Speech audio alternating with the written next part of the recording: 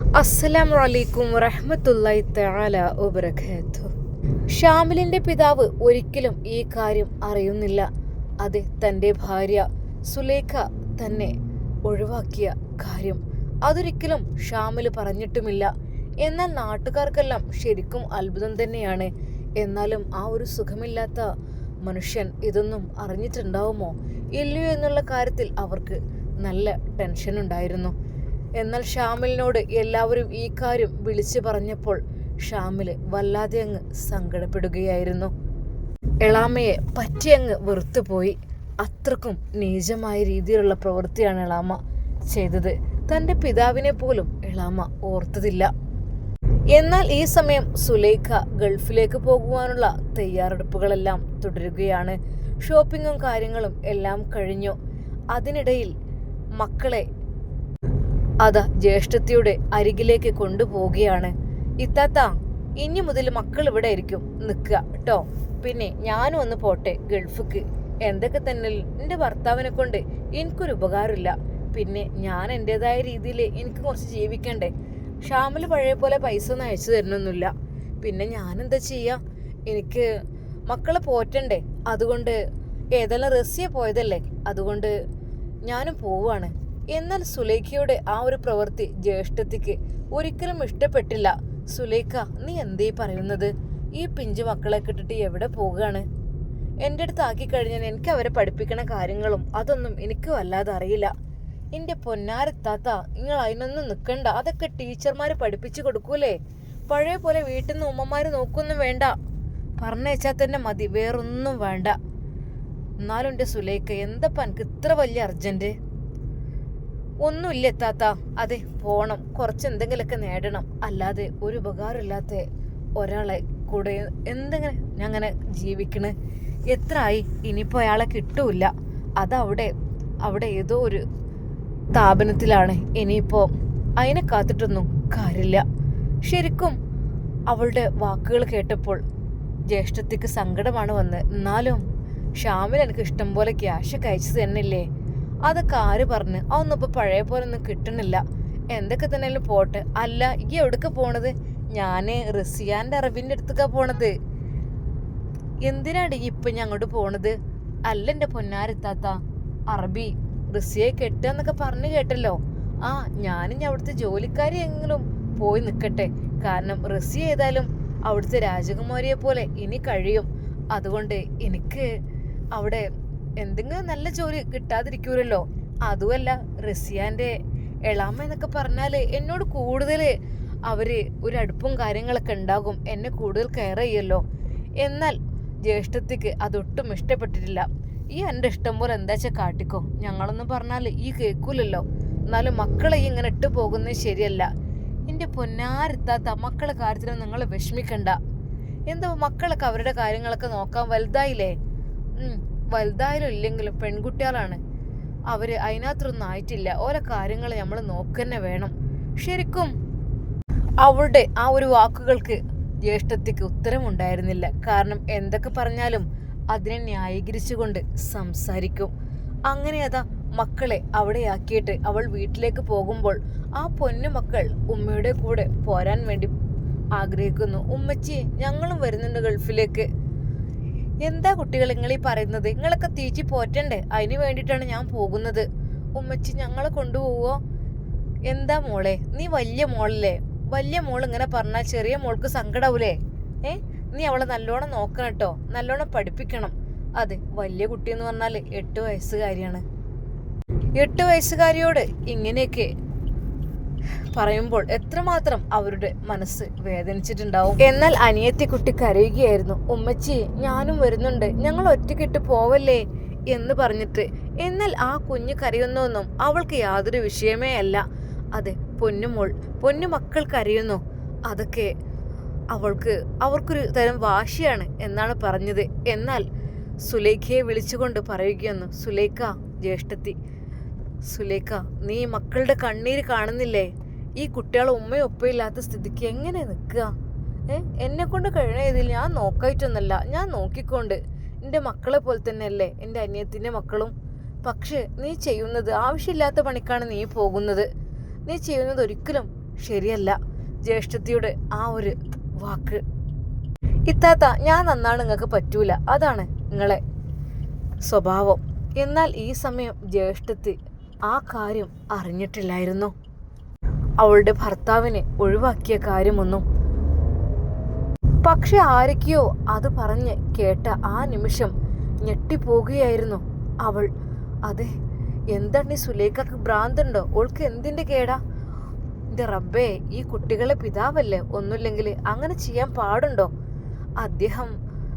അദ്ദേഹത്തിൻ്റെ സിറ്റുവേഷൻ കൊണ്ടല്ലേ അങ്ങനെയൊക്കെ പറഞ്ഞിട്ട് കാര്യമില്ല. ഇത്താത്ത, അങ്ങനെയൊക്കെ പറഞ്ഞിട്ടും അവൾക്കൊരു പ്രശ്നമില്ലായിരുന്നു. സുലേഖ പോയപ്പോൾ അവരുടെ മനസ്സിൽ എന്തൊക്കെയോ ഒരു വിഷമങ്ങളും കാര്യങ്ങളും. എന്നാൽ ആ സമയം തന്നെ റസിയക്ക് നേരെ വിളിക്കുന്നു. ഫോൺ ബെല്ലടിക്കുന്നു. അറബി വീട്ടിൽ റസിയ തുടക്കുകയായിരുന്നു. തൊട്ടടുത്തായിട്ട് അതാ അറബിയും നിൽക്കുന്നുണ്ട്. അവൾ ഭയത്തോടു കൂടി അവിടെ തുടക്കുമ്പോൾ അറബി നോക്കുന്നുണ്ട്, വൃത്തിയാകുന്നുണ്ടോ ഇല്ലേ എന്നൊക്കെയായിരിക്കും എന്ന് കരുതിയിട്ട് അവൾ നല്ല രീതിയിൽ അവിടെയെല്ലാം ക്ലീൻ ചെയ്യുന്നുണ്ട്. എന്നാൽ ഈ സമയം അതാ ഗദ്ദാമ പറയുന്നു, റസിയ, എൻ്റെ ഫോണിത് ബെല്ലടിക്കണേ. പിന്നെ ഡ്യൂട്ടി സമയത്തൊന്നും ഫോൺ എടുക്കാനോ ഉപയോഗിക്കാനൊന്നും പാടില്ല കേട്ടോ, അത് ആദ്യം തന്നെ പറഞ്ഞേക്കാം. ഗദ്ദാം അത് പറഞ്ഞപ്പോൾ എന്നാൽ അറബി പറഞ്ഞത്, നീ എടുത്തോ മോളെ റസിയ, ഫോൺ എടുത്തോ എന്ന് പറഞ്ഞ് അയാളുടെ ആ ഒരു നല്ല വാക്ക്. അങ്ങനെ അതാ അവൾ ഫോൺ എടുത്ത് സംസാരിക്കുന്നു. എന്നാൽ അത് കേട്ടപ്പോൾ ഗദ്ദാമക്ക് ദേഷ്യമാണ് വന്നത്. എനിക്കതൊന്നും പറ്റൂല, ഡ്യൂട്ടിക്കിടയിൽ ഫോൺ എടുത്ത് സംസാരിക്കുക അല്ലെങ്കിൽ വീഡിയോസ് കാണുക, അതൊന്നും എനിക്ക് പറ്റൂല. ഇവൾക്ക് എല്ലാം പറ്റുമല്ലോ, ഇതിപ്പോൾ എന്ത് സംഭവം? എന്നാൽ ഈ സമയം റസിയ ഫോൺ എടുത്തു. ഹലോ, ആ ഉമ്മയാണല്ലോ. ഉമ്മ, അസ്സലാമു അലൈക്കും. വലൈക്കും അസ്സലാം. ആ മോളെ, പിന്നെ എളാമ അങ്ങോട്ട് വരുന്നുണ്ടല്ലോ അല്ലേ? ആ, എളാമ എന്നോട് ഇങ്ങനെ ചോദിച്ചറിഞ്ഞിരുന്നു.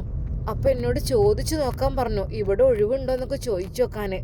അപ്പം ഞാൻ അറബിയോട് പറഞ്ഞപ്പോൾ എന്നോട് അറബി പറഞ്ഞു, ആ അത് മോളെ എങ്ങനെ വേണം, നിന്റെ കുടുംബക്കാരല്ലേ, കൊണ്ടുവരുന്നതിനുള്ള സന്തോഷമേ ഉള്ളൂ എന്നാണ് പറഞ്ഞത്. ഓ, അപ്പം അങ്ങനല്ലേ, എന്നോട് നേരെ വിളിച്ച് കാര്യങ്ങളൊക്കെ പറഞ്ഞ് സെറ്റാക്കിയേക്കണ്. അതെ, അപ്പോൾ വിസയും കാര്യങ്ങളും അതൊക്കെ ഇനി ഇവിടെ നിന്നിട്ട് അടിക്കും, തൽക്കാലം വിസിറ്റിങ്ങിന് എന്നുള്ള രീതിയിൽ അങ്ങനെ വരികയാണെന്നാ പറഞ്ഞത്. ആയിക്കോട്ടെ. അല്ലുമ്മ, അപ്പോൾ മക്കളെന്താ എൻ്റെ അടുത്താക്കി പോന്നിക്കണ്? മക്കളെ കാര്യം ആലോചിക്കുമ്പോൾ പാവാണ്. കാരണം മക്കൾക്ക് എന്ന് വെച്ചാൽ ഓലെ ഉപ്പയില്ല ഉമ്മയില്ലാത്തൊരവസ്ഥ. മക്കളെ ഞാൻ നോക്കും, അതിനൊന്നും എനിക്ക് കുഴപ്പമില്ല. പക്ഷെ മക്കൾക്ക് പഠിക്കാൻ എന്തിനൊക്കെന്നുള്ളത് അതിനെക്കുറിച്ച് എനിക്ക് ഒന്നും അറിയില്ല മോളെ. എന്തെങ്കിലും ഒന്ന് പറഞ്ഞു കൊടുക്കാനും ഒന്നും കഴിയൂല. ചെറിയ മക്കളല്ലേ, ചെറിയ മക്കളാകുമ്പോൾ അതിൻ്റെതായ രീതിയിൽ നമ്മൾ അവരെ ശ്രദ്ധിക്കണ്ടേ? പാവം മക്കളല്ലേ. അപ്പോൾ പിന്നെ ഞാൻ നോക്കിക്കൊണ്ട്, അല്ലാതെ എന്താ, പെറ്റ തള്ളക്ക് വേദന ഇല്ലെങ്കിൽ മൂത്തമ്മയായ എനിക്ക് വേദന ഉണ്ട്, എനിക്ക് സഹിക്കൂല. മക്കളിട്ടിട്ട് ഓള് പോണൊക്കെ ആലോചിച്ചിട്ട് വല്ലാത്ത സങ്കടം. അല്ലുമ്മ, എപ്പോഴാണ്? അതെ, നാളെ രാത്രിയാന്നൊക്കെ പറഞ്ഞ് പോയിക്കണേ, കുട്ടികളെ ഇവിടെ ആക്കിയിട്ട്. ഉമ്മ പോകുന്നില്ലേ? ഞാൻ പോകണമെന്നില്ല മോളെ. എങ്ങനെയാന്ന് എനിക്ക് മക്കളെയും കൊണ്ട്, മക്കൾക്ക് സഹിക്കുമോ? അവർക്കത് വല്ലാത്ത വിഷമാണ്. എൻ്റെ പൊന്നുമോളെ, മറ്റൊരു കാര്യം മോള് അറിഞ്ഞോ? എന്തുമ്മ, എന്ത് കാര്യം? അല്ലേ, ഷാമിലിൻ്റെ ഉപ്പയെ ഓൾ ഒഴിവാക്കിക്കണ് എന്നുള്ള കാര്യം. ശരിക്കും റസിയ ഞെട്ടിപ്പോയി. ഉമ്മ, ഞാൻ എന്തേ കേൾക്കണത്? അതേ മോളെ, സത്യമായിട്ടും അതെ, ഓൾക്ക് ഒറ്റയ്ക്ക് ജീവിക്കാൻ വേണ്ടിയിട്ടും ഗൾഫിലേക്ക് പോകാനൊക്കെ വേണ്ടിയിട്ട് അങ്ങനൊരു ഭർത്താവൊക്കെ ഉണ്ടാകുമ്പോൾ തടസ്സമാണ് എന്ന് കരുതിയിട്ടായിരിക്കും മക്കൾ ഏതായാലും ഇവിടെ ആക്കി. അദ്ദേഹമാണെങ്കിൽ അവിടെ ആ സ്ഥലത്തുമാണ്. അപ്പോൾ പിന്നെ ഓൾക്ക് സ്വന്തം ഡേറ്റ് പോവാലോ, അതിനും വേണ്ടി ഓളിപ്പോൾ ഗൾഫിലേക്ക് പോകാനുള്ള തിരക്കായിരുന്നു. ഏതായാലും അതിൻ്റെ ആവശ്യമൊന്നും ഇല്ലായിരുന്നു. എന്ത് കാര്യത്തിന് വേണ്ടിയിട്ടാണാവും. ഉമ്മ, സാരല്ല, ഇനിയിപ്പോൾ എളാമ ഏതായാലും വന്നോട്ടെ. അത്രക്കും എന്തോ ഒരു വിളിയായിരുന്നു. എപ്പോഴും വിളിച്ച് കാര്യങ്ങൾ പറയലും സെറ്റാക്കലും അറബിനെ കൊണ്ട് പറയിപ്പിക്കലും. ഏതായാലും വിസയും കാര്യങ്ങളൊക്കെ അങ്ങനെ കിട്ടി. എന്തൊക്കെ തന്നെയായാലും ഇങ്ങോട്ട് പോന്നോട്ടെ, പറഞ്ഞിട്ട് കാര്യമില്ല. ഇനി ഉമ്മ ഒന്നും പറയണ്ട മോളെ. എന്നാലും എനിക്ക് വല്ലാത്തൊരു സങ്കടം. ഈ മക്കളെ മുഖത്ത് നോക്കുമ്പോഴാണ് എനിക്ക് സങ്കടം. ആയിക്കോട്ടെ, ഓളോളം ഇഷ്ടം പോലൊക്കെ ജീവിക്കല്ലേ, ജീവിച്ചോട്ടെ, നമ്മളൊന്നും പറഞ്ഞ പോലെ കേൾക്കൂല. എന്നാൽ ആ നിമിഷം റസിയ ഓർത്തു, അതെ, അന്ന് മുത്തുവിനുമായി കല്യാണം കഴിക്കാൻ പറഞ്ഞപ്പോൾ എന്തൊക്കെയായിരുന്നു എളാമ പറഞ്ഞത്? പലതും പറഞ്ഞ് അതൊക്കെ മുടക്കിയിരുന്നു. എളാമയാണ് അതിൻ്റെ എല്ലാം പിന്നിലെ. ഇപ്പൊ പിന്നെ കണ്ടില്ലേ. ഏതായാലും ഉമ്മ, ഇനി പറഞ്ഞിട്ട് കാര്യമില്ല. അങ്ങനെ അത് എളാമ പിറ്റേന്ന് വരികയാണ്. ഉമ്മ എന്തെങ്കിലും കൊടുത്തയച്ചിരുന്നോ? എൻ്റെ പൊന്നുമോളൊന്നും ഞാൻ കൊടുത്തയച്ചിട്ടില്ല. എനിക്ക് ഓളെ പോക്ക് തന്നെ എനിക്കൊരു മനസ്സിക്ക് സമാധാനം സന്തോഷമില്ല. എന്ത് കാര്യത്തിനാണ് ഓളിപ്പോൾ പോണത്? ഒന്നില്ലെങ്കിൽ ഷാമില് ഉണ്ടല്ലോ ഓൾക്ക് പൈസ അയക്കാൻ. ഇതിനൊക്കെ ഓൻ നല്ല മോനാണത്. ആ കുട്ടി എങ്ങനെയാ ചെയ്യും. പക്ഷെ എന്താ ചെയ്യാ, പെണ്ണുങ്ങൾക്ക് ഓരോന്നും തോന്നിക്കഴിഞ്ഞാൽ പിന്നെ അവർക്ക് എന്തെങ്കിലുമൊക്കെ ആവണം, എന്തെങ്കിലുമൊക്കെ ചിന്ത കൊണ്ട് പോയതായിരിക്കും. ഈ പറഞ്ഞിട്ട് കാര്യമില്ല. എന്നാൽ ഈ സമയം സുലേഖ ശരിക്കും റിലാക്സായി. ഇപ്പൊ നല്ല സുഖമായി. മക്കളാണെങ്കിൽ താത്താൻ്റെ അടുത്തും ഭർത്താവാണെങ്കിൽ ഇവിടെ ഇല്ല. നാളെ ഞാൻ പോവാണ് ഗൾഫിലേക്ക്. ആ നിമിഷം തന്നെ അതാ അവൾ വിളിക്കുകയാണ്, ഷൗക്കത്തിനെ വിളിക്കുകയാണ്. ഹലോ, എന്താ ഈ സമയത്ത്? എനിക്കൊരു കാര്യം പറയാണ്ട്. നാളെ എന്നെ ഒന്ന് എയർപോർട്ടിലേക്ക് ആക്കി തരണം കേട്ടോ. അതിനെന്താ? എന്തിപ്പോ സംഭവം? ആരെയും കൊണ്ടുവരാൻ പോവാണോ? അല്ല, ഞാൻ പോവാണ്. ശരിക്കും? അതേന്നേ, ഞാൻ പോവുകയാണ്. ഞാനും ഞമ്മക്കുണ്ടാവൂലേ ഗൾഫ് രാജ്യമൊക്കെ കാണാൻ ഒരു പൂതി. ഇനി കുറച്ച് അവിടെ താമസിക്കട്ടെ, ഇവിടെ കുറെ താമസിച്ചില്ല. അപ്പൊ മക്കളായിട്ട് പോവാണോ? മക്കളായിട്ട് പോവൊന്നല്ല, ഞാൻ ഒറ്റയ്ക്കിട്. മക്കള് ഇവിടെ താത്താനെടുത്ത് നിർത്തിയേക്കണ്. അങ്ങനെയാണോ? എന്നായിക്കോട്ടെ, ഞാൻ വരണ്ട് എന്ന് പറയുന്നു. എന്നാൽ അവൾ പോകുവാനുള്ള എല്ലാ കാര്യങ്ങളും സെറ്റാക്കി. എന്നാൽ ഈ സമയം നാട്ടിൽ ഗൾഫിൽ ഷാമിലത വളരെയധികം വിഷമത്തിലാണ്. ആ നിമിഷം തന്നെ തൻ്റെ പിതാവിനെ വിളിക്കുകയാണ്. ആ വാർത്ത കേട്ടപ്പോൾ അവനാകെ വല്ലാതെ ഷോക്കായിരുന്നു. പതിവ് പോലെ ഉപ്പയെ വിളിക്കുന്നു. അവിടുത്തെ ഉപ്പയെ നോക്കുന്ന ആ ഒരു നേഴ്സ് ഫോൺ എടുക്കുന്നു. ഹലോ, ഞാൻ ഉപ്പയുടെ അടുത്ത് കൊടുക്കാട്ടോ. ഇതാ മോനെ വിളിക്കുന്നത്. ഹലോ മോനെ. അത് പുഞ്ചിരിച്ചുകൊണ്ട് ഉപ്പയുടെ ആ ഒരു വാക്കുകൾ ശരിക്കും അവനത് അത്ഭുതപ്പെടുകയായിരുന്നു. മാഷാ അല്ലാ, എൻ്റെ ഉപ്പ അതാ എണീറ്റ് നടക്കുന്നു. അത് കണ്ടപ്പോൾ അവൻ്റെ കണ്ണുകൾ നിറഞ്ഞു. ഉപ്പ, മോനെ കണ്ടില്ലേ, ശരിക്കും ഇപ്പം ഞാൻ നടക്കുന്നുണ്ട്. എനിക്കിപ്പോൾ വയ്യായ്കയൊന്നുമില്ല. നമുക്ക് വീട്ടിലേക്ക് പോകാം. ഇനി എൻ്റെ തളർച്ചയും കാര്യങ്ങളെല്ലാം മാറി.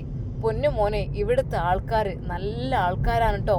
പ്രത്യേകിച്ചതാ ഇവിടുത്തെ ഈ 2 നഴ്സുമാർ നല്ല കുട്ടികളാണ്. അവര് എല്ലാം കൊണ്ടും എന്നെ സത്യം പറഞ്ഞാലേ എൻ്റെ ഉമ്മാൻ്റെ സ്നേഹം കിട്ടിയ പോലെയായി എനിക്ക് മോനെ, സത്യമായിട്ടും. എന്നാൽ അത് കേട്ടപ്പോൾ ഷാമിലിൻ്റെ കണ്ണുകൾ നിറഞ്ഞു. ഉപ്പ, എന്താ മോനെ, എൻ്റെ കുട്ടി എന്താ കണ്ണ് തൊടുക്കണേ? ഇൻഷാ അല്ലാ ഒരു 2-3 മാസം കൂടി, അതിൻ്റെ ആവശ്യമൊന്നുമില്ല. ഒരു മാസം ആകുമ്പോഴത്തേന് എനിക്കിപ്പോൾ നല്ല ക്ലിയർ ആവും. എന്നിട്ട് നമുക്ക് വീട്ടിലേക്ക് പോകണം. പൊന്നു മോനെ, കുട്ടികളൊക്കെ ഒന്ന് കാണണം. എൻ്റെ കുട്ടി ഇവിടെ ഉണ്ടെങ്കിലേ കുട്ടികളെ കാണിച്ചു തന്നിരുന്നു. ഇതിപ്പോൾ എൻ്റെ കുട്ടി ഇവിടെ ഇല്ലാത്തത് കൊണ്ടല്ലേ. എന്നാലും സാരമില്ല, അൽഹംദുലില്ലാ, റാഹത്തനാണ്. എന്തൊക്കെ തന്നെയാലും മോനെ, എൻ്റെ കുട്ടിയും കൂടി വരണം കേട്ടോ. എന്നെ കൊണ്ടുവരാൻ വേണ്ടിയിട്ട് എല്ലാവരും വരണം. ഈയും എൻ്റെ എളാമയും എല്ലാവരും വരണം എന്നെ കൊണ്ടുവരാൻ വേണ്ടിയിട്ട്. എളാമാനോട് പ്രത്യേകം പറയട്ടോ. ഓളിനെ വിളിക്കലൊന്നുമില്ല. ഓൾക്ക് എന്നെ മടുപ്പായിരിക്കും. എനിക്ക് എണീറ്റ് നിൽക്കാനും ഒന്നിനും കഴിയാത്തതല്ലേ. അതുകൊണ്ട് നീ എന്തൊക്കെ തന്നെയായാലും വിളിച്ച് പറയാൻ കേട്ടോ. എനിക്ക് നടക്കാനും കഴിയുന്നുണ്ട്, പഴയ രീതിയിലായിട്ടുണ്ട് എന്നൊക്കെ. കാരണം നല്ല ട്രീറ്റ്മെൻറ്റാണ് മോനെ, ഭയങ്കര തെറാപ്പിയാണ്. എല്ലായിടത്തും നല്ല രീതിയിൽ ട്രീറ്റ്മെൻറ്റ് ചെയ്തിട്ട് തന്നെയാണ് ഞാൻ ഈ രൂപത്തിലായത്. എൻ്റെ കുട്ടി ഒരുപാട് ക്യാഷ് പൊട്ടിയിട്ടുണ്ടാവില്ലേ എന്നെ നന്നാക്കാൻ വേണ്ടിയിട്ട്. എൻ്റെ പൊന്നുപ്പ, നിങ്ങളൊന്നും വിചാരിക്കേണ്ട. നിങ്ങൾക്കിപ്പോൾ എത്രയൊക്കെ തന്നെ ക്യാഷ് നിങ്ങൾക്ക് വേണ്ടി ഞാൻ ചിലവാക്കുകയാണെങ്കിലും അതിലൊരിക്കലും ഞാൻ കണക്ക് പറയില്ലപ്പ. നിങ്ങളെൻ്റെ ഉപ്പയല്ലേ, ഒരിക്കലും ഞാനങ്ങനെ പറയാൻ പാടില്ലല്ലോ. ഷാമിൽ വിതുമ്പിക്കൊണ്ടാണ് അത് പറഞ്ഞത്. മോനെ, ഉപ്പാൻ്റെ കുട്ടി വരണട്ടോ. എളാമാനോടൊന്ന് വിളിച്ച് പറഞ്ഞേക്ക്, ഞാൻ ശരിക്കും നടക്കാൻ തുടങ്ങിക്കണ്. എന്തായാലും നമുക്ക് ഇൻഷാ അല്ലാ വീട്ടിലേക്ക് തന്നെ പോകണം. നമ്മളാ വലിയൊരു വീടും കാറും അതൊക്കെ അവിടെ ഇങ്ങനെ എനിക്ക് ഭയങ്കര മിസ്സ് ചെയ്യാറുണ്ട്. അത് ഒരു കാലത്ത് എൻ്റെ എളാമ എനിക്ക് നടക്കാനൊന്നും നീക്കാനൊന്നും കഴിയാത്ത സമയത്ത് എന്നോടുള്ള വെറുപ്പ് കുറച്ച് കാണിച്ചേനോ. അതൊന്നും സാരില്ല, അതൊക്കെ ഇനിയിപ്പോൾ ശരിയായിക്കോളും. ഇൻഷാ അല്ലാ നല്ലൊരു ജീവിതം നയിക്കണം. അതെ, എൻ്റെ കുട്ടികളെയും എൻ്റെ ഭാര്യേൻ്റെയും ഒക്കെ, എൻ്റെ മക്കളൊക്കെ കൂടെ മോളോടും നീ ഒന്ന് പറയണം കേട്ടോ, വിളിച്ചിട്ട് കുഞ്ഞോളോടെ. ഇൻഷാ അല്ലാ അതൊക്കെ ഞാൻ പറഞ്ഞോണ്ടിപ്പാ. സത്യം പറഞ്ഞാൽ ഷാമിലിന് എന്ത് പറയണം എന്നായിപ്പോയി. കാരണം എളാമ ചെയ്ത കാര്യങ്ങളൊന്നും പാവം എൻ്റെ ഉപ്പ അറിഞ്ഞിട്ടില്ലല്ലോ റബ്ബേ. എന്നാൽ എൻ്റെ ഉപ്പ എത്ര സന്തോഷത്തോടു കൂടിയാണ് സംസാരിക്കുന്നത്. എളാമയും മക്കളെയും എല്ലാവരെയും കൂട്ടി മോൻ എന്നെ കൊണ്ടുവരാൻ വരണം. അതെ, എളാമ്മക്കൊരു സമ്മാനം കൊടുക്കണം. എനിക്കത് വല്ലാത്ത ആഗ്രഹമുണ്ട്. എനിക്ക് കഴിയാത്തപ്പോൾ എനിക്കൊന്നിനും കഴിഞ്ഞില്ല. കഴിഞ്ഞപ്പോഴെങ്കിലും എനിക്കൊന്ന് കൊടുക്കണം മോനെ. അങ്ങനെയൊക്കെ ഓരോന്ന് പറയുമ്പോഴും അവൻ്റെ കണ്ണുകൾ നിറഞ്ഞൊഴുകുകയായിരുന്നു. എന്തപ്പാൻ്റെ കുട്ടി കരയാണോ? ഏയ് ഇല്ലുപ്പ, അത് ഞാൻ എന്തോ കണ്ണിലെന്തോ. ആയിക്കോട്ടെ, എന്തായാലും സന്തോഷമായി മോനെ. മോനായിട്ടാണ് എന്നെ ഇവിടെ കൊണ്ടുവന്നത്. മോനോട് മുത്തു അല്ലേ? അല്ല മോനെ, മുത്തുവിൻ്റെ വിവരമൊക്കെ എന്തൊക്കെ? ഉപ്പ അൽഹംദുലില്ലാ സുഖം തന്നെയാണ്. ഒരാളുടെയും വിഷമങ്ങളും പ്രയാസങ്ങളും ഒരിക്കൽ പോലും പറഞ്ഞില്ല. മുത്തുവിൻ്റെ സ്ഥിതി കാര്യങ്ങൾ അതൊന്നും പറഞ്ഞിട്ടില്ല. ഷാമിലെ ഉപ്പയെ സന്തോഷിപ്പിക്കണം എന്നത് മാത്രമായിരുന്നു. ഒരിക്കൽ പോലും ഉപ്പയെ വേദനിപ്പിക്കരുത്. എൻ്റെ ഉമ്മയാണെങ്കിൽ പെട്ടെന്ന് മരിച്ചുപോയി. എനിക്ക് ഉമ്മയെ ശരിക്കും നോക്കാനോ ഒന്നിനും കഴിഞ്ഞില്ല. അതെ, ഉമ്മയുടെ ഇഷ്ടങ്ങൾ ഉമ്മ ആഗ്രഹിച്ചതുപോലെ നിറവേറ്റി കൊടുക്കാൻ കഴിഞ്ഞില്ല. എന്നാൽ എൻ്റെ ഉപ്പയെങ്കിലും ഉപ്പയുടെ ആഗ്രഹങ്ങളൊക്കെ പൂർത്തീകരിക്കണം എന്നത് അവൻ്റെ ഒരു സ്വപ്നമായിരുന്നു. എന്നാൽ ഈ സമയം അത് സംസാരിക്കുന്നതിനിടയിൽ ഉപ്പ വീഡിയോ കോളിലൂടെ ഉപ്പയെ നോക്കുന്ന ആ ഒരു സെർവൻറ്റിനെ കാണിച്ചു കൊടുക്കുന്നു. മോനെ, ഇങ്ങോട്ട് നോക്ക്, എൻ്റെ ഉമ്മാൻ്റെ സ്ഥാനത്ത് തന്നെയാണ് ഇവരൊക്കെ. എൻ്റെ ഉമ്മാൻ്റെ സ്നേഹം എനിക്ക് എത്രമാത്രം തന്നിരുന്നു, ആ രീതിയിലാണ് മോനെ നോക്കുന്നത്. വിട്ടു പോരുമ്പോൾ ഇടങ്ങാറും സങ്കടമൊക്കെ ഉണ്ട്. എന്നാലും സാരല്ല, ഓലെന്നെ ഈ രീതിയിലാക്കി തീർത്തല്ലോ, അതെന്നെ മോനെ വല്ലാത്തൊരു സന്തോഷം. ഞാൻ ഫോണ് കൊടുക്കാം. അപ്പോൾ തന്നെ ആ സെർവൻറ്റ് ഫോണ്. ഹലോ മോനെ, ഉപ്പ ആക്റ്റീവായിട്ടുണ്ട് കേട്ടോ, മാഷാ അല്ലാ. ശരിക്കും ഞങ്ങളിതിന് അത്ഭുതപ്പെട്ടു. ഉപ്പയിൽ നല്ല മാറ്റമാണ് വന്നിട്ടുള്ളത്. ശരിക്കും ഉപ്പാക്ക് നടക്കാനും ഉപ്പയുടെ കാര്യങ്ങളൊക്കെ സ്വയം ചെയ്യാൻ തുടങ്ങി. വന്ന സമയത്ത് എന്തായിരുന്നു അവസ്ഥ? അതെ, ശരിക്കും ആ ഒരു കിടപ്പിൽ തന്നെ ഒന്ന് ചാരി ഇരുത്തിയാൽ പോലും അതൊരു ഭാഗത്തേക്ക് ചെരിഞ്ഞ് വീഴുകയായിരുന്നു, സ്ട്രോക്ക് വന്നതുകൊണ്ട്. പക്ഷെ ഇപ്പൊ കണ്ടില്ലേ, ഇപ്പൊ നല്ല രീതിയിൽ ഉപ്പ നടക്കുന്നുണ്ട് കേട്ടോ മോനെ. എന്തായാലും വല്ലാത്ത സന്തോഷം തന്നെ ഉണ്ട് കേട്ടോ ഞങ്ങൾക്കും. ഏതായാലും ഉപ്പ പറഞ്ഞു, ഞാൻ 1 മാസം കൊണ്ടൊക്കെ പോകും ഇവിടുന്ന്, എൻ്റെ ഭാര്യയും മക്കളും എന്നെ കാത്തിരിക്കായിരിക്കും എന്നൊക്കെ പറഞ്ഞ് പോകാൻ നിൽക്കുന്നുണ്ട്. സത്യം പറഞ്ഞാലേ ഉപ്പ പോവാന്ന് പറഞ്ഞപ്പോൾ ഞങ്ങൾക്കും ഒത്തിരി സങ്കടം ഉണ്ട് കേട്ടോ. എന്നാലും അൽഹംദുലില്ലാ സന്തോഷം, ഈ രീതിയിലായല്ലോ എന്ന് ഓർത്തിട്ട്. മോനെന്നാ വരുന്നത്? അതെ, ആ ഇത്തയുടെ സംസാരം കേൾക്കുമ്പോൾ തന്നെ ഷാമിലിന് വല്ലാത്തൊരു സന്തോഷമാണ്. ഇൻഷാ അല്ലാഹ് ഉപ്പയെ കൊണ്ടുവരാൻ വേണ്ടി ഞാൻ വരും. അല്ല മോനെ, 1 മാസം കാത്തിരിക്കാൻ കേട്ടോ ഇവിടെ, ഇൻഷാ അല്ലാഹ്. എന്നാൽ ഷാമിലിന്റെ മനസ്സ് വിഷമിക്കുകയായിരുന്നു. റബ്ബേ, പാവന്റെ ഉപ്പ ഒന്നും അറിയുന്നില്ല. അതെ, ഉപ്പ ഒന്നും അറിയുന്നേ ഇല്ല. എൻ്റെ ഉപ്പയെ എത്ര ആകാംക്ഷയോട് കൂടിയാണ് ഉപ്പ വരുന്നത്. പാവം. സാരല്ല റബ്ബേ, ബിസ്മില്ലാഹി തവക്കൽതു അലല്ലാഹ്. അവൻ മനസ്സുരുകി പ്രാർത്ഥിച്ചു. ആ രാത്രി ഷാമിലിന് ഉറക്കം വരുന്നുണ്ടായിരുന്നില്ല. തൻ്റെ പ്രിയപ്പെട്ട ഉപ്പയുടെ ആഗ്രഹങ്ങൾ, റബ്ബേ അതെല്ലാം പൂർത്തീകരിക്കാൻ എനിക്ക് കഴിയാതെ വരുമല്ലോ എന്ന് ആലോചിക്കുമ്പോൾ അവൻ്റെ മനസ്സാകെ വിങ്ങി പൊട്ടുകയായിരുന്നു. എന്നാൽ അന്ന് പുലർച്ചെ തന്നെ സുലൈഖ എഴുന്നേറ്റു. ഇന്ന് ഞാൻ ഗൾഫിലേക്ക് പോവാണല്ലോ, എന്താന്നില്ലേ. എന്തായാലും ഷൗക്കത്തിനെ വിളിച്ചു നോക്കട്ടെ. അപ്പോൾ തന്നെ ഷൗക്കത്തിനെ വിളിക്കുന്നു. ഹലോ ഷൗക്കത്തെ, പിന്നെ ടൈം മറക്കല്ലേട്ടോ. എങ്ങനെ ഞാൻ ടൈം മറക്കും? പ്രത്യേകിച്ച് നീ പറഞ്ഞാൽ എനിക്ക് മറക്കാൻ കഴിയുമോ? എനിക്കറിയാം. എന്തായാലും വരണട്ടോ ആ സമയത്ത് തന്നെ. എൻ്റെ വകയായിട്ട് എന്തെങ്കിലും വേണോ? അതൊന്നും വേണ്ട, അതൊക്കെ ഞാൻ വാങ്ങിയിട്ടൊക്കെ ഉണ്ട്. ആയിക്കോട്ടെ. അല്ല, ജോലിക്ക് പോവാണോ? എന്താ സംഭവം? വിസിറ്റിങ്ങിന് കാണാനോ? ഞാൻ ഒന്ന് പോയി നോക്കട്ടെ. ഫസ്റ്റ് ഒരു വിസിറ്റിങ്. ജോലിക്കൊക്കെ ഞാൻ പോവാന്ന് പറഞ്ഞാൽ ഒരു മോശം പരിപാടിയല്ലേ. ജോലിക്ക് പോകേണ്ട ആവശ്യം എനിക്കില്ല. ജസ്റ്റ് വിസിറ്റ് ചെയ്ത് ഒന്ന് കണ്ട് എല്ലായിടത്തൊന്ന് കാണാൻ വേണ്ടിയിട്ട്. പറ്റുകയാണെങ്കിൽ സെറ്റ് ആകുകയാണെങ്കിൽ അവിടെ എവിടെയെങ്കിലും നിൽക്കും വേണം.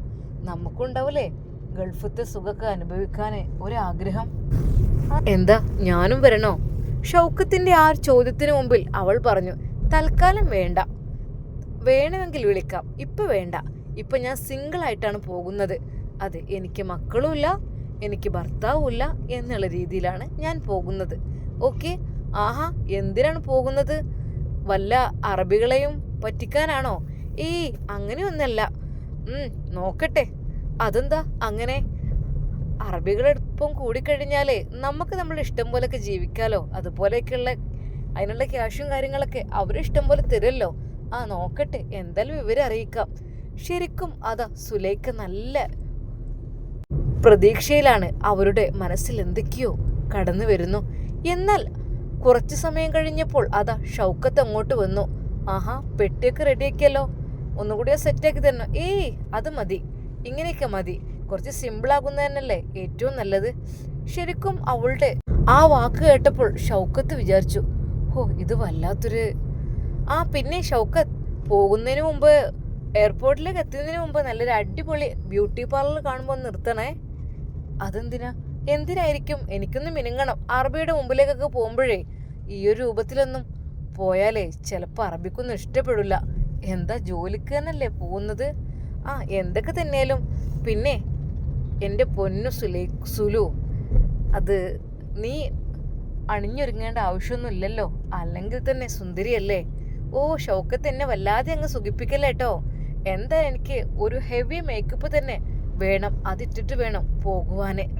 അങ്ങനെ അതാ പോകുവാൻ ഉള്ള കാര്യങ്ങളെല്ലാം തയ്യാറായി. ആ സമയമായപ്പോൾ അതാ ആ മക്കളോട് അവരുടെ മൂത്തമ്മ പറയുന്നു, പൊന്നു മക്കളെ, ഉമ്മച്ചി ഇറങ്ങണ സമയമായിരിക്കും, ഒന്ന് വിളിച്ചു നോക്കണോ? എന്നാൽ ആ മക്കൾ കരയുകയായിരുന്നു. ഉമ്മച്ചിക്ക് ഞങ്ങളെയും കൊണ്ടുപോയിക്കൂടെ? ജോലിക്ക് പോവല്ലേ, ഇൻഷാ അല്ലാ ജോലിയൊക്കെ ആയിട്ട് നിങ്ങളൊക്കെ കൊണ്ടുപോയിക്കോളട്ടോ, മക്കളൊന്നും കൊണ്ട് വിഷമിക്കണ്ട കേട്ടോ. ആ മക്കളെ അവൾ ആശ്വസിപ്പിക്കുകയായിരുന്നു. അങ്ങനെ അതാ അവർ വീട്ടിൽ നിന്ന് ഇറങ്ങുകയാണ്. അവളുടെ ലഗേജൊക്കെ അത് ഷൗക്കത്ത് തന്നെയാണ് എടുത്ത് വണ്ടിയിലേക്ക് വെച്ചത്. അത് നല്ലൊരു അടിപൊളി ബ്യൂട്ടി പാർലർ ആയിക്കോട്ടെ കേട്ടോ. എന്നിട്ട് അവിടെയാണ് എനിക്ക് പോകേണ്ടത്. അങ്ങനെ അതാ അവൻ ഒരു ബ്യൂട്ടി പാർലറിൻ്റെ മുൻപിൽ വാഹനം നിർത്തുന്നു. ഏകദേശം 1.5 മണിക്കൂറോളം ഷൗക്കത്ത് വെയിറ്റ് ചെയ്തിരുന്നു. ഹസ്ബൻഡിനോട് ഇങ്ങോട്ട് കയറിയിരിക്കാൻ പറയൂ, അവിടെ പുറത്ത് നിൽക്കണ്ട എന്ന് പറഞ്ഞ് അപ്പോൾ അവൾ വിളിക്കുവാൻ വേണ്ടി ആവശ്യപ്പെടുകയാണ്. എന്നാൽ ഷൗക്കത്ത് പറഞ്ഞു, വേണ്ട, ഞാനിവിടെ നിന്നോളാം എന്ന് പറയുകയാണ്.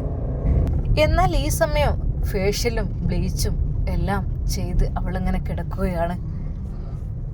അറബിക്ക് എന്നെ കണ്ട് അങ്ങ് ഇഷ്ടപ്പെടണം, അതായിരുന്നു അവളുടെ ലക്ഷ്യം.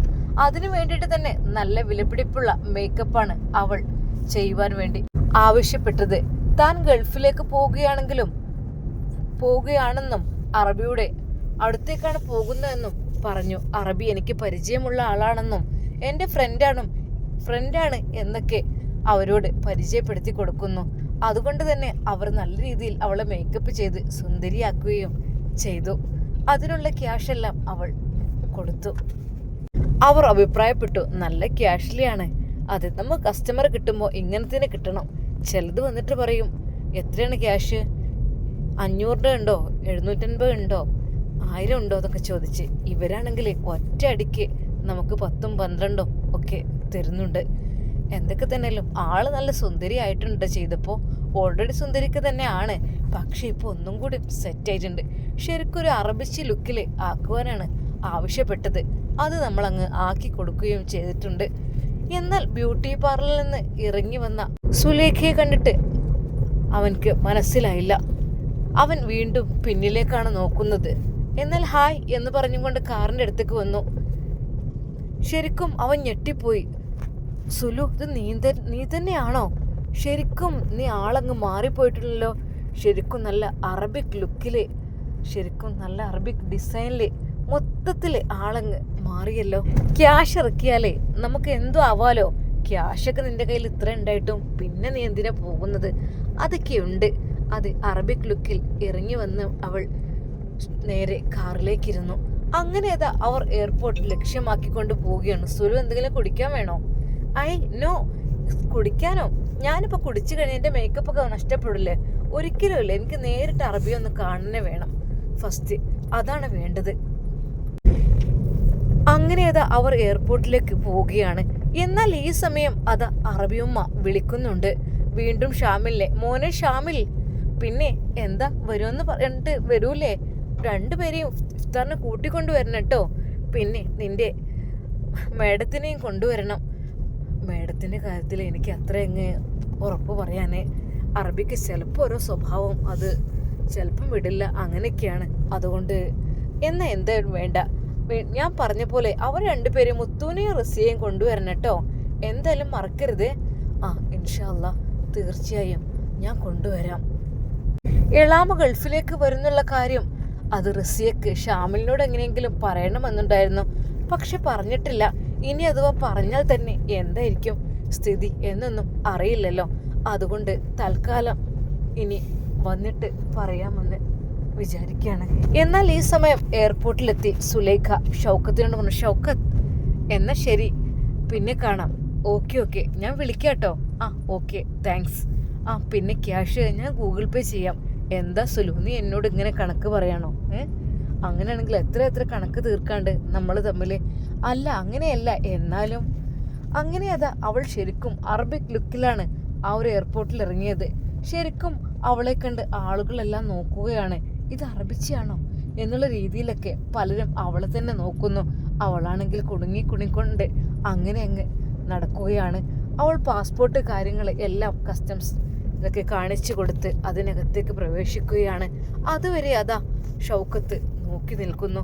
പക്ഷെ അവിടെ എത്തിയാൽ ഇനി എന്തൊക്കെ ഏതാ അതൊന്നും അറിയുന്നില്ല. ആദ്യമായിട്ട് പോവല്ലേ, അതിൻ്റെ ചെറിയൊരു ടെൻഷൻ ഉണ്ടായിരുന്നു. പക്ഷെ അവളെ കണ്ടപ്പോൾ അവിടുത്തെ ഉദ്യോഗസ്ഥന്മാരൊക്കെ എല്ലാം പെട്ടെന്ന് ക്ലിയർ ആക്കി കൊടുക്കുന്ന പോലെ തോന്നി. അവരുടെയൊക്കെ മനസ്സിൻ്റെ ഉള്ളിൽ വിചാരം ഇതൊരു അറബിച്ചിയാണ് എന്നൊക്കെയാണ്. പക്ഷേ പാസ്പോർട്ട് നോക്കിയപ്പോഴാണ് മനസ്സിലായത് ഒരിക്കലും അവരല്ല എന്നുള്ളത്. അങ്ങനെ അതാ വിമാനത്തിൽ കയറുവാനുള്ള തയ്യാറെടുപ്പ്, കസ്റ്റംസ് ക്ലിയറൻസ് എല്ലാം ക്ലിയറായി. അല്പം ഭയവും പേടിയും ടെൻഷനും ഉണ്ടായിരുന്നു അവർക്ക്. അവരതാ നേരെ വിമാനത്തിനകത്തേക്ക് കയറുവാൻ വേണ്ടി കാത്തു നിൽക്കുന്നു. ഇൻഷാ അല്ലാ നമുക്കിതിൻ്റെ ബാക്കി ഭാഗം നാളെ കാണാം. എന്തായിരിക്കും സുലൈഖ അറബിയുടെ വീട്ടിലേക്ക് എത്തുമ്പോഴുള്ള അവസ്ഥ നമുക്ക് കാത്തിരുന്ന് കാണാം. അതുവരേക്കും എല്ലാവർക്കും അസ്സലാമു അലൈക്കും വറഹ്മത്തുള്ളാഹി തആല വബറകാതുഹു.